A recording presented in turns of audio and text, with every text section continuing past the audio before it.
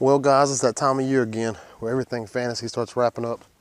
League championships have been won. Fanduel games are coming to an end. We got our last regular season game this week, and I decided to do 2 cards. I clicked on it. I've been offered a free card by Fanduel, so I made 2 rosters, 2 lineups, and I'll share them both with you today right here. Starting off the lineup I made before, my first lineup I made here.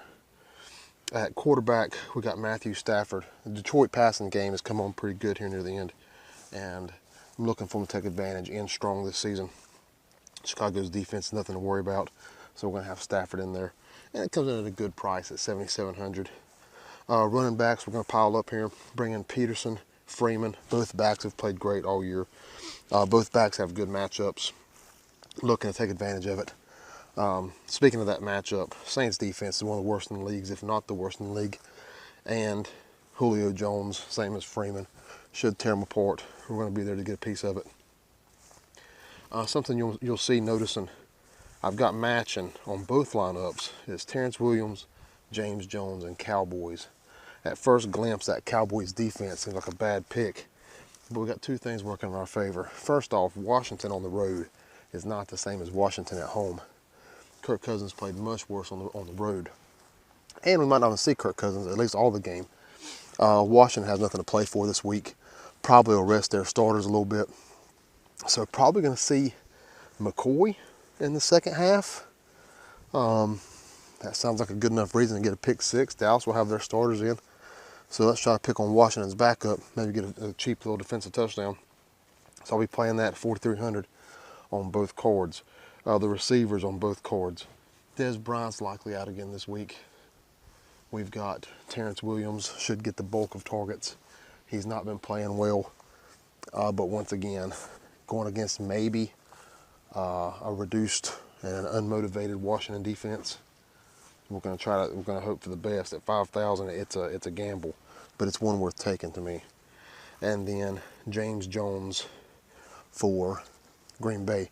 Green Bay could still take the conference. They're going to be playing. James Jones is the only receiver there. He's getting the most targets. Randall Cobb should be more of a talent than he's been.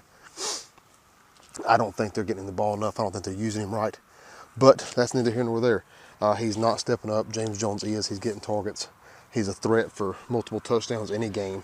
He's also a threat to get you 20 yards in a blank. But that's the name of the game, and we're going to roll our dice on it.